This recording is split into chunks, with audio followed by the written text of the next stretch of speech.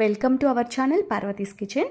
ఈ రోజు అయితే మన కిచెన్లో మీకు నేను ఒక హెల్దీ రెసిపీని అయితే చూపించబోతున్నానండి. చాలా హెల్దీ రెసిపీ అనమాట. అదేంటంటే dry nuts and fruits pudding అనమాట. పుడ్డింగ్ అంటూనే మనము ఇంకా ప్యాకెట్ పాలు తెచ్చుకొని చేసుకుంటూ ఉంటాం కదా, ఎక్కువగా బయట. మంచిగా ఆర్గానిక్ మిల్క్ అయితే ఏం ప్రాబ్లం లేదు. ఇంకా ప్యాకెట్ పాల గురించి తెలిసిందే కదండి.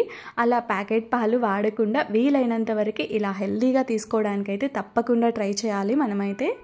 నేను ఇలా చేసుకొని మార్నింగ్ బ్రేక్ఫాస్ట్కి తీసుకుంటూ ఉంటాను. మార్నింగ్ బ్రేక్ఫాస్ట్కి మంచి ఫైబర్ అండ్ ప్రోటీన్ ఫుడ్ చాలా ఇంపార్టెంట్ కదండి, కాబట్టి తప్పకుండా ట్రై చేసేయండి. ముందు రోజు నైటే మనం ఇవన్నీ నానబెట్టి పెట్టేసుకోవాలండి. ఒక 2 స్పూన్స్ వచ్చేసి సన్ఫ్లవర్ సీడ్స్, ప్రొద్దుతిరుడు విత్తనాలు, ఒక 2 స్పూన్స్ వచ్చేసి వాటర్ మిలన్ సీడ్స్, పుచ్చకాయ విత్తనాలు, కాజు అనమాట, జీడిపప్పు ఒక 15 వరకు తీసుకోండి. అలాగే చియా సీడ్స్ అనమాట. ఇవైతే చేసుకునే ఒక గంట అరగంట ముందు నానబెట్టుకుంటే సరిపోతుంది. ముందు రోజు నైట్ అవసరం లేదు చియా సీడ్స్ అయితే.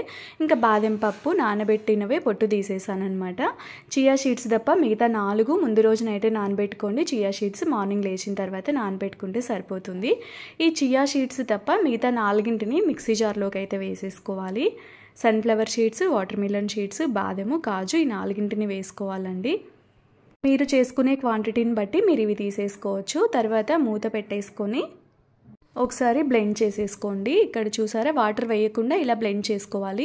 ఇప్పుడు ఇందులోకి కొంచెం వాటర్ యాడ్ చేసుకోవాలి. ఎక్కువ లేదండి, కొంచెం వేసుకుంటే సరిపోతుంది. పల్చగా లేకుండా ఇలా చిక్కగా ఉండాలన్నమాట. ఇలా చిక్కని పేస్ట్లా అయితే చేసేసుకోవాలి. మనం పాల బదులు ఇది వాడుతున్నామన్నమాట. ఇలా డ్రై నట్స్ పేస్ట్ అయితే చేసి పెట్టేసుకోవాలి. కన్సిస్టెన్సీ ఒక్కసారి చూపిస్తాను చూడండి. ఇలా చిక్కగా ఉండాలన్నమాట. ఇలా చేసుకున్న తర్వాత ఇంకా మనం ఇందులోకి మనం తినే తీపిని బట్టి మనం హనీ అయితే వేసేసుకోవాలి. ఇక్కడ చూసారా, తేనె అయితే వేసేస్తున్నాను. మీకు సరిపడా అయితే వేసేసుకోండి. వేసుకొని ఒకసారి బాగా మిక్స్ చేసేసుకోవాలి. ఇలా కలిపేసుకోవాలి.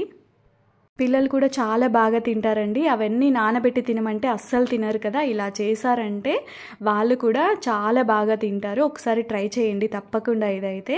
ఇంకా బాగా కలిపేసిన తర్వాత ఇందులోకి ఫ్రూట్స్ అయితే వేసుకోవాలి. ఇందులోకి ఫ్రూట్స్ వచ్చేసి బనానా, గ్రేపు, అలాగే పొమోగ్రనేట్ అయితే తీసుకుంటున్నాను. మీరు ఇంకా యాపిల్ కూడా వేసేసుకోవచ్చు. ఇంకా అరటిపండుని, ద్రాక్ష నీట్గా వాష్ చేసేసుకొని ముక్కలుగా కట్ చేసుకోండి. అలాగే అరటిపండు కూడా ఇలా చిన్న ముక్కలుగా స్లైసెస్గా చేసేసుకోవచ్చు. ఇంకా దానిమ్మ వలుచుకుంటే సరిపోతుంది. ఇంకా ఇందులోకి యాపిల్ కూడా వేసేసుకోవచ్చు అండి. నా దగ్గర యాపిల్ లేదు. ఒకవేళ మీ దగ్గర 3-4 రకాలు లేవనుకోండి, 2 రకాలు ఉన్నా కూడా వాటితో కూడా హ్యాపీగా చేసేసుకోవచ్చు. ఒకసారి మిక్స్ చేసేసిన తర్వాత ఇందులోకి మనం ఇందాక చియా సీడ్స్ నానబెట్టి పెట్టుకున్నాం కదా, ఆ చియా సీడ్స్ని ఇందులోకి ఒక 2-3 స్పూన్స్ వేసుకొని బాగా కలుపుకోవాలి.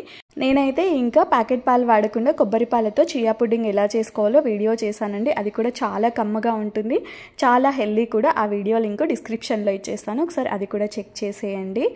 ఇలాంటి హెల్దీ రెసిపీస్ అయితే మీకు ఇంకా చాలా వీడియోస్ చేయడానికి తప్పకుండా ట్రై చేస్తాను. ఇక్కడ ఫ్రూట్స్ కొంచెం తక్కువ అనిపిస్తే ఇంకా కొన్ని కట్ చేసేసి యాడ్ చేసేసాను అనమాట. ఇలా చేసుకొని మార్నింగ్ బ్రేక్ఫాస్ట్ టైంలో అయినా తీసుకోవచ్చు, ఈవినింగ్ స్నాక్స్ టైంలో కూడా చేసుకొని తినొచ్చు అనమాట. ఇంకా చల్లగా తినాలనిపించింది అనుకోండి, ఎండలకి కాసేపు ఫ్రిడ్జ్లో పెట్టుకొని తినేసేయండి. ఫ్రిడ్జ్లో పెట్టడం ఇష్టం లేని వాళ్ళు డైరెక్ట్ అలానే కూడా తినేసేయచ్చు.